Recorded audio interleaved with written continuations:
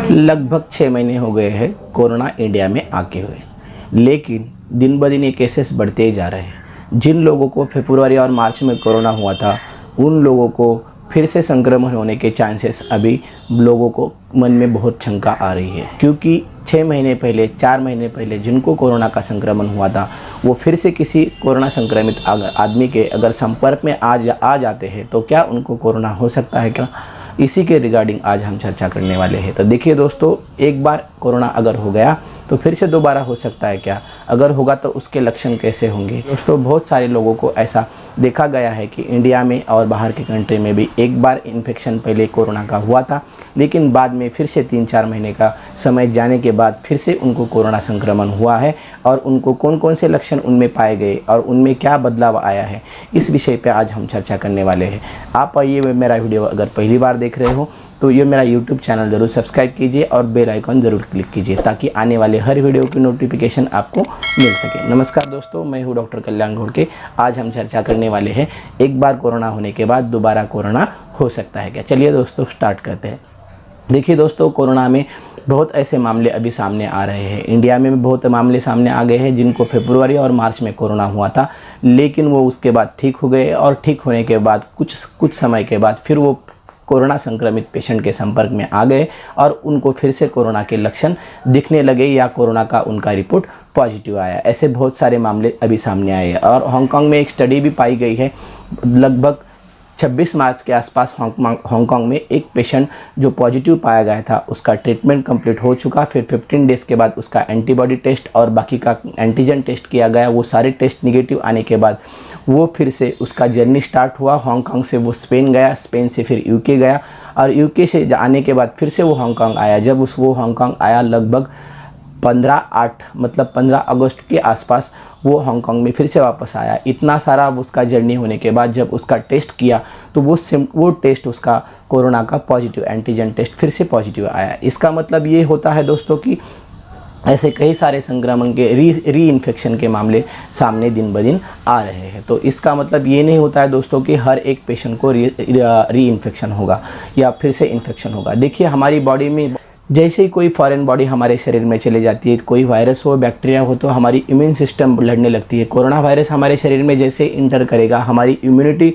System जो है वो उससे लड़ने की कोशिश करेगी। हमारी लिम्फोसाइट एक्टिवेट हो जाएगी और बी सेल और टी सेल नाम के जो सेल तैयार होते हैं उससे लड़ने के लिए, कोरोना वायरस से लड़ने के लिए तैयार होने लगते हैं और उससे एंटीबॉडी बनती है जो IgG नाम की एंटीबॉडी है, कोरोना के खिलाफ हमारे शरीर में बन जाती है।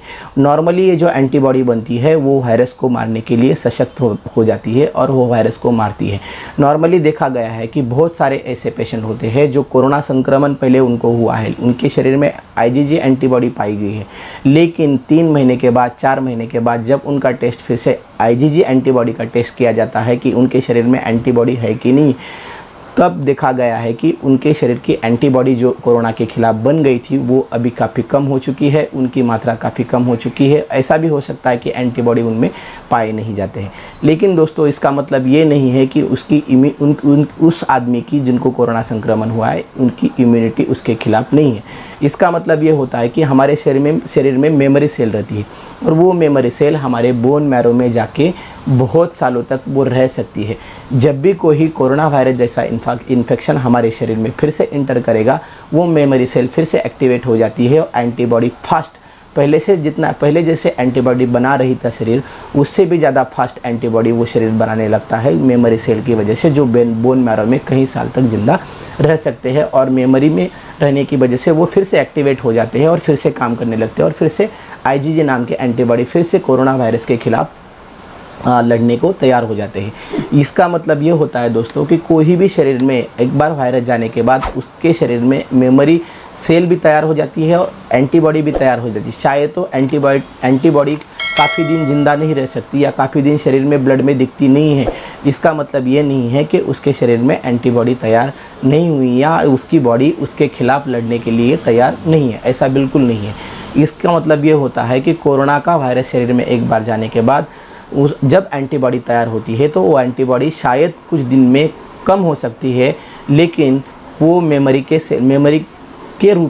सेल के रूप में वो बोन मैरो में जाके बहुत दिनों तक और बहुत सालों तक भी वो रह सकती है। और जब भी वैसा इन्फेक्शन हो जाएगा शरीर में तो वो इन्फेक्शन को लड़ने के लिए एंटीबॉडी फिर से तैयार कर सकती है। मतलब ये होता है दोस्तों कि कोरोना का एक बार इन्फेक्शन होने के बाद हमारी जो सेल है वो मेमोरी सेल वो कभी भी फिर से एक्टिवेट हो सकती है। मतलब इसका मतलब क्लियर कट इंडिकेशन है कि कोई अगर कोरोना का पेशेंट एक बार इन्फेक्ट हुआ है और उसको अगर दोबारा से इन्फेक्शन होगा तो इतना सीवियर इन्फेक्शन नहीं हो सकता, क्योंकि उसकी शरीर की इम्यूनिटी उसके खिलाफ लड़ने के लिए रेडी रहती है।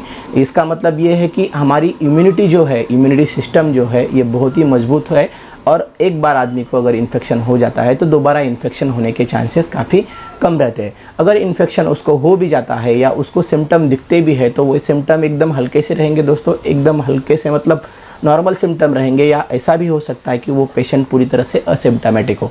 असिम्प्टोमेटिक मतलब कोई भी उसको उसके लक्षण, कोरोना के लक्षण नहीं दिखेंगे लेकिन उसका रिपोर्ट पॉजिटिव आ सकता है। एक बार अगर कोरोना हो गया तो दोबारा कोरोना होने के चांसेस बहुत ही कम रहते हैं। और अगर होने के बाद भी फिर से अगर कोरोना हुआ तो ऐसे बहुत ही कम पेशेंट पाए जाते हैं जिनमें 2-3%, 5%, अभी परसेंटेज का बता नहीं सकते, लेकिन बहुत सारे लोगों में ऐसा पाया गया है कि जिन लोगों को री इन्फेक्शन हुआ है या कोविड का फिर से इन्फेक्शन हुआ है उन लोगों में एंटीबॉडी फिर से तैयार हो जाती है और वो पेशेंट कोई भी कोरोना का लक्षण नहीं दिखाते हैं, या अगर दिखाते भी है तो एकदम माइल्ड लक्षण वो होते हैं। इसीलिए कोई भी डरने वाली बात नहीं है। बहुत लोगों के मन में ये शंका आ जाती है, बहुत लोगों के मन में ये डर रहता है कि अब मुझे कोरोना हो गया है, फिर से मैं किसी कोरोना संक्रमित पेशेंट से संपर्क में आया हूं तो मुझे फिर से कोरोना होगा क्या। अगर हो भी गया दोस्तों तो कोई डरने वाली बात नहीं है। आप बिल्कुल हट्टे कट्टे हो गए हो एक बार कोरोना होने के बाद, आप ठीक हो गए हो और फिर से अगर आपको कोरोना होता है तो आपकी इम्यूनिटी सिस्टम उसके खिलाफ लड़ने के लिए बिल्कुल रेडी है।